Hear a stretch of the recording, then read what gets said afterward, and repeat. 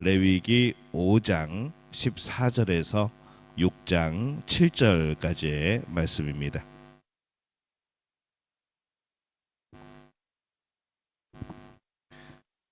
레위기 5장 14절에서 6장 7절까지의 말씀 우리 한 목소리로 함께 봉독하겠습니다. 여호와께서 모세에게 말씀하여 이르시되 누구든지 여호와의 성물에 대하여 부지 중에 범죄하였으면 여호와께 속건제를 드리되 내가 지정한 가치를 따라 성소의 세겔로 몇 세겔 은에 상당한 흠없는 수량을 양떼 중에서 끌어다가 속건제로 드려서 성물에 대한 잘못을 보상하되 그것의 5분의 1을 더하여 제사장에게 줄 것이요 제사장은 그 속건제의 수량으로 그를 위하여 속죄한즉 그가 사함을 받으리라.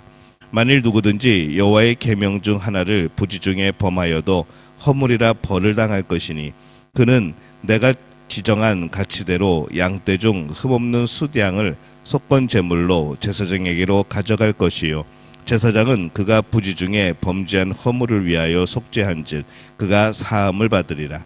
이는 속건제니 그가 여호와 앞에 참으로 잘못을 저질렀음이니라. 여호와께서 모세에게 말씀하여 이르시되 누구든지 여호와께 신실하지 못하여 범죄하되 곧 이웃이 맡긴 물건이나 전당물을 속이거나 도둑질하거나 착취하고도 사실을 부인하거나 남의 이름 물건을 줍고도 사실을 부인하여 거짓 맹세하는 등 사람이 이 모든 일 중에 하나라도 행하여 범죄하면 이는 죄를 범하였고 죄가 있는 자니 그 훔친 것이나 착취한 것이나 맡은 것이나 잃은 물건을 주운 것이나 그 거짓 맹세한 모든 물건을 돌려보내되 곧 그 본래 물건의 5분의 1을 더하여 돌려보낼 것이니 그 죄가 드러나는 날에 그 임자에게 줄 것이요 그는 또 속건 제물을 여호와께 가져갈지니 곧 내가 지정한 가치대로 양떼 중 흠없는 수량을 속건 제물을 위하여 제사장에게로 끌고 갈 것이요 제사장은 여호와 앞에서 그를 위하여 속죄한즉 그는 무슨 허물이든지 사함을 받으리라. 아멘. 할렐루야. 하나님의 은혜가 오늘 새벽에 하루의 첫 시간을 주 앞에 드리는 우리 믿음의 가족들에게 함께 하시기를 예수님의 이름으로 축원합니다. 오늘 말씀은 이 속건제에 대한 그런 말씀입니다. 이 5가지 제사 중에 이 마지막 제사는 속건제입니다. 그래서 15절에 누구든지 여호와의 성물에 대하여 부지 중에 범죄하였으면 여호와께 속건제를 드리되 이렇게 말씀을 합니다. 이 속건 제사는 이 속죄 제사와 좀 비슷한 그런 성격을 가집니다. 한글로는 뭐 속죄제나 속건제나 이게 뭐 비슷한 그런 이제 의미가 되어지죠. 뭐 다른 뭐 영어로도 거의 구분되지 않는 그런 이제 제사의 종류입니다. 그런데 이때로는 이 속건제의 가장 큰 특성은 바로 이 보상이라는 것이죠. 그래서 이 보상의 개념이 있기 때문에 이 속건제의 또 다른 이름을 보상제, 보상제사 이렇게 말하기도 합니다. 이 속건제는 여호와의 성물이나 계명을 어긴 경우에 또 이웃의 재산에 손해를 끼친 경우에 드리는 그런 제사입니다.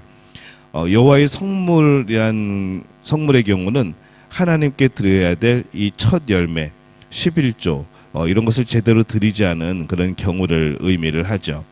그래서 이 속건제는 대부분 재산과 관련된 그런 죄에 대해서 드리는 제사가 되어집니다.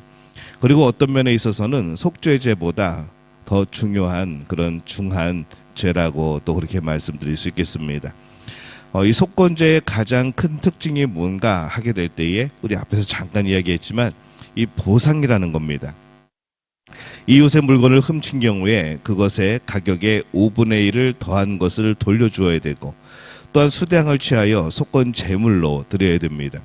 그러니까 뭐 예를 들면은 100만 원을 훔쳤을 때 그것을 하나님 앞에 속건 제사로 죄를 용서받기 위하여서 120만 원에다가 수량을 사는 비용까지 드려야 속건 제사를 드릴 수 있었던 것이죠.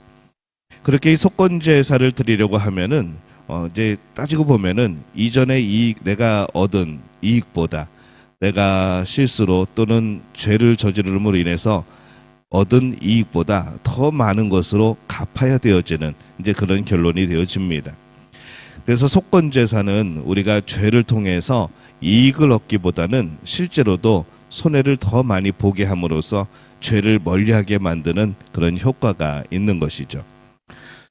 이 속건제를 통해서 죄가 얼마나 세상 말로 미치는 장사인지 우리가 이것을 깊이 깨달을 필요가 있습니다. 하나님의 것에 대한 죄나 이웃의 재산에 대한 죄는 우리를 이익되게 하는 것이 아니라 손해가 되게 하는 것임을 우리는 분명히 기억을 해야 됩니다. 사람이 굉장히 돈에 민감합니다. 그리고 자신의 재산에 굉장히 민감하죠. 그러나 하나님께 드리지 않고 이웃의 것에 부당하게 손해를 입힌다면 그것은 자신에게는 더 큰 손해가 된다는 것을 우리는 늘 기억을 해야 됩니다. 속건죄는 죄에 대해서 우리에게 많은 것을 말해줍니다. 예수님은 우리의 속건 제물이 되셨다라고 말씀을 하죠. 이사야서 53장 10절에 보면은 여호와께서 그에게 상함을 받게 하시기를 원하사 질고를 당하게 하셨은즉 그의 영혼을 속건 제물로 드리기에 이르면 그가 씨를 보게 되어 그의 날은 길 것이요 또 그의 손으로 여호와께서 기뻐하시는 뜻을 성취하리로다 이렇게 말씀을 합니다. 예수님이 그 속건 제물이 되시고 또 보상이 되어 주신 겁니다. 이 속건 제물은 오직 숫양으로만 드릴 수 있습니다. 예수님은 유월절의 양으로 또 상징이 되어지죠. 그래서 이 속건 제물에 가장 일치하는 그런 분이 되어집니다. 이 속건제를 드리기 위해서는 어떻게 해야 되는가? 상대에게 손해를 입힌 것에 5분의 1을 더해주고 속건 제물로서 이 수대양을 제물로 제사를 드려야 됐습니다. 이때 많은 돈을 만약에 훔치거나 그것으로 죄를 지었다면은 그 돈에 비해 양이 차지하는 비중이 적을 겁니다. 그러나 사실 죄는 속건 제물로 씻어지는 것이죠. 5분의 1을 더한다고 그걸로 씻겨지는 것이 아니라 바로 제물을 통하여서 속건 제물을 통하여서 이루어집니다. 본래의 돈에다 5분의 1을 더하여 돌려주는 것은 죄를 씻는 것이 아니라 그 죄에 대한 경각심을 불러일으키는 이제 그런 의도인 것이죠. 사실 죄는 속건 제물인 양으로 숫양으로 씻기는 겁니다. 그리고 그 숫양은 그림자요. 그 본체는 바로 예수 그리스도라는 것이죠. 그래서 이 레위기에 등장하는 하나님이 알려주신 여러 가지 하나님 앞에 드리는 제사에 대한 의미 또 그 본체는 결국에는 예수 그리스도의 그 보혈의 은혜 예수 그리스도의 희생 바로 그것이 우리에게 이 죄를 용서받을 수 있는 이제 유일한 길이라는 것을 미리 우리에게 알려주는 그러한 모습들입니다. 오직 그리스도의 피로만 죄를 씻음받을 수 있다는 것 우리가 이것을 늘 기억하며 살아가야 하는 것이죠. 사람들은 이 속건 제물로 드려야 하는 양보다 그들이 돌려주어야 하는 돈과 그것에 5분의 1을 더 붙인 이것을 더 아마 체감적으로 크게 느끼게 될 겁니다. 제물보다는 내가 더 얹어서 갚아야 되는 그것에 마음을 두겠죠. 그래서 이 속건제에 있어서 그것이 주는 아니지만은 그것을 잘 지키는 것도 참 중요합니다. 그래야 죄에 대해서 실제적으로 우리 삶에 또 우리의 그런 마음의 경고가 되게 되어지기 때문인 것이죠. 오늘날 사람들이 자신들의 죄를 회개할 때에 다른 사람들의 분노를 일으키는 경우가 있습니다. 다른 사람에게 끼친 해에 대해서는 전혀 생각하지 않는 것이죠. 그리고 죄를 깨달았으면은 그 죄로 인해서 다른 이들에게 해가 되어지고 손해가 되어지고 이것도 함께 기억하면서 회개를 해야 되는데 그러지 않고 다른 사람에게 끼친 해는 그냥 싹 잊어버리고 나만 하나님 앞에서 용서받으면 끝이라고 하는 이제 그런 생각들을 가질 때가 있습니다. 속건제에서 우리가 보아야 되는 것은 죄를 씻음에 있어 우리의 책임입니다. 속건제에서 보상의 돈보다는 사실 이 속건 제물로 드려지는 그 제물, 그 숫양이 더 중요한 겁니다. 그러나 그들이 손해를 입힌 것에 대해서 보상하는 것은 필수적인 것이라는 거죠. 오늘날도 이것을 우리에게 적용을 한다면은 우리가 회개할 때에 하나님 앞에 용서받는 것 정말 중요하고 필요합니다. 근데 사람에게 보상해 주는 것도 필요하다는 것이죠. 그렇게 보상하는 것이 우리의 죄를 씻는 면에 있어서 전혀 이렇게 무슨 유익을 끼치거나 아니면 효과가 있거나 그러진 않지만은 그렇게 함으로써 우리 회개의 진정성이 표현이 되어지고 그 마음이 증명이 되어지는 것이고 그 죄에 대해서 다시 한번 경각심을 불어일으키는 이제 그러한 이유가 되어지는 것이죠. 모든 죄에 따르는 이 죄의 처절한 책임, 우리가 이것을 늘 기억해야 됩니다. 죄를 짓고 회개한다고 끝나는 게 아닙니다. 죄에 대한 책임을 져야 되는 것이죠. 근데 그것에 대해서 하나님이 많은 은혜를 베푸시고 또 우리의 연약함을 아시기 때문에 또 우리에게 많은 것으로 또 긍휼하심을 또 인자하심을 나타내시지만은 우리는 이 죄에 따르는 처절한 책임들에 대해서 늘 마음 아파하고 때로는 그것에 대해서 우리의 마음을 깨우는 그런 삶을 살아야 되는 것이죠. 죄는 결코 이익을 가져오지 않습니다.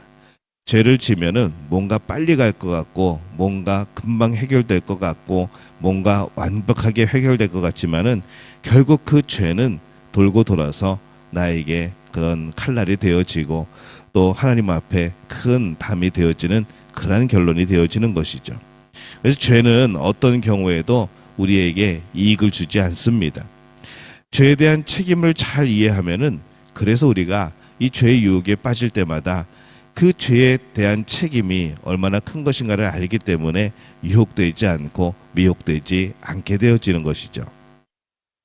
이 속건제를 드려야 되는 오늘 말씀을 봅니다. 우린 참으로 어리석어서 또 지혜가 없어서 뻔히 죄라는 것을 알면서도 이 순간적인 연약함 때문에 죄를 범할 때가 참 많습니다. 그러면 빨리 속건제를 드려야 하는 것이죠. 하나님께 제대로 회개하지 않고 드리지 않고 이웃의 재산에 손해를 주고 자신이 잘 되는 법은 결코 없습니다. 그것을 우리는 이 속건제의 말씀에서 발견하게 되어지는 것이죠. 신앙인은 우리가 범하는 죄가 얼마나 중요한 결과를 낳는지 우리는 성령을 통해서 깨닫고 알고 있습니다. 죄에 따른 처절한 결과와 깊은 책임을 이해하면은 이 죄에 다가서는 것조차 또 죄를 지려고 하는 마음조차도 우리는 떨쳐버리게 될 것이고 우리 마음을 지키게 되어지는 것이죠. 우리가 날마다 우리 안에서 역사하시는 이 성령의 도움으로 이 속건제의 의미를 잘 알아서 이 얼마만큼 죄에 가까이 가도 내가 괜찮을까 이것을 생각하는 우리가 아니라 얼마만큼 죄에서 멀리 떨어져야 내가 안전할까 이것을 먼저 생각할 수 있는 그런 복된 분들이 되어주시기를 바랍니다. 오늘 우리가 하나님 앞에 지은 죄들에 대하여서 또 우리가 이웃에게 끼친 해에 대하여서 또 하나님이 주신 사랑의 마음으로 하나님이 주신 그런 또 용서의 그런 은혜로 또 갚아나가고 또 하나님 앞에 회개하여서 거룩한 백성, 하나님이 원하시는 거룩한 백성, 또 우리가 성결한 그런 삶을 살아가게 되어지시기를 예수님의 이름으로 축원합니다.